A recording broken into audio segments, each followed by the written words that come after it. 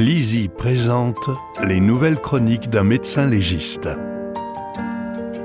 de Michel Sapanet, lu par Jean-Marc Galera.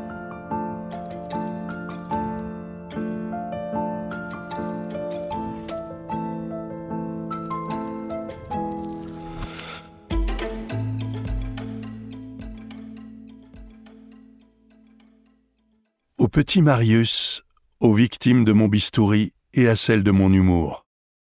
À mon équipe. Encore un grand merci à Guy Benamou, complice et récidiviste. Demain est un autre jour. Chapitre 1. Le crime parfait. La petite rue est silencieuse. Seuls mes pas crissent sur le sol enneigé du trottoir, vierge de toute trace de passage. Un mur sinistre masque la lumière de cet après-midi glacial. Aucun regard ne peut le franchir tant son fait est haut. Soudain, à l'occasion d'une bourrasque, un grincement trouble le silence ambiant et un grand portail métallique s'entr'ouvre, laissant passer un rayon de soleil.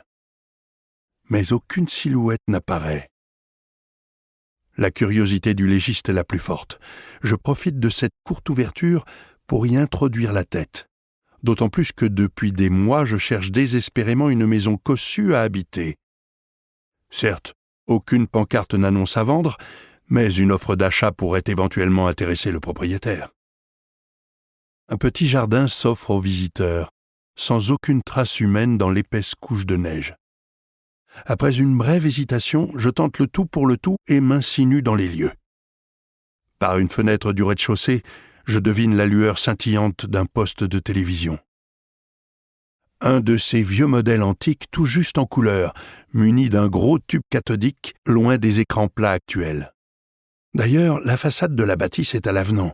Des volets de bois massifs qui attendent désespérément une légitime restauration, un crépi à revoir pour redonner à la demeure ses fastes d'antan, quelques vieux poteaux électriques à supprimer, sans parler des bois de fenêtres à changer. Car l'ensemble laisse présager une sacrée facture de chauffage. Mais la belle apparaît saine, sans gros vices manifestes. Même le plaisir est au rendez-vous, comme en témoignent les 3 cheminées de la toiture, prévues pour au moins 6 foyers. De quoi faire disparaître, à la Landru, toutes les vieilles filles argentées de la ville.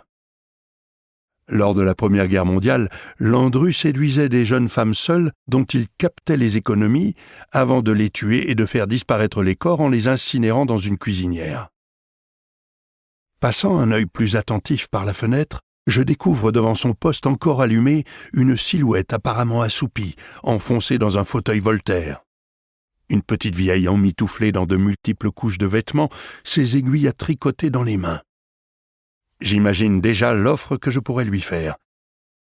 Mais en y regardant de plus près, je vois la bouche largement ouverte, les orbites vides et les mains à la peau momifiée. Mon cœur s'accélère. Elle a un couteau planté dans la poitrine. Le reste n'est pas visible, mais je peux facilement deviner l'état de la propriétaire. Mon achat est mal parti. Il va falloir retrouver les héritiers. En plus, je vais avoir du travail, autopsie au programme. Je n'ai plus qu'à prévenir les gendarmes. J'en connais qui vont se gausser. « Docteur, vous n'en avez pas assez avec ce que nous vous apportons la semaine pour recruter personnellement le dimanche ?» Petit retour vers le portail qui est resté entrouvert. La fermeture a cédé aux outrages du temps. Coïncidence, je dois être le premier et le seul à l'avoir franchi depuis des années. La fente qui sert de boîte aux lettres a laissé s'accumuler sur le sol des exemplaires de détective. Des dizaines de lettres également. Mais aucune ne porte d'adresse manuscrite. La curiosité est la plus forte. Je referme l'huisse pour plus de discrétion et j'ouvre les enveloppes au papier humide. J'ai beau lire et relire les courriers protégés des méfaits du temps par des strates de publicité, il n'y a que des avis de virement entre pension de retraite et prélèvement. Ce sont les avantages de la modernité. Tout est tellement automatique que pour l'administration, les banques, les fournisseurs d'eau, de gaz et d'électricité, l'ancêtre est toujours vivante. Mais bien silencieuse comme l'attestent les relevés téléphoniques, sans aucune trace d'appel. Moi qui recherche désespérément de quoi nous loger, je sens par avance que tout cela plaira à ma femme, Pensez donc une bâtisse à mystère. J'imagine vite la suite. Pas mal ta bicoque pour un pauvre auteur, me dirait Edgar, mon ami des coups foireux et des bourgs en moto, un passionné de chasse, de cuisine et d'histoires tordues. À ta place, j'achèterais. Ouais, mais... Et la vieille? Va falloir trouver les héritiers. Une broutille pour un légiste de ton envergure. Si ça se trouve, elle n'en a même pas.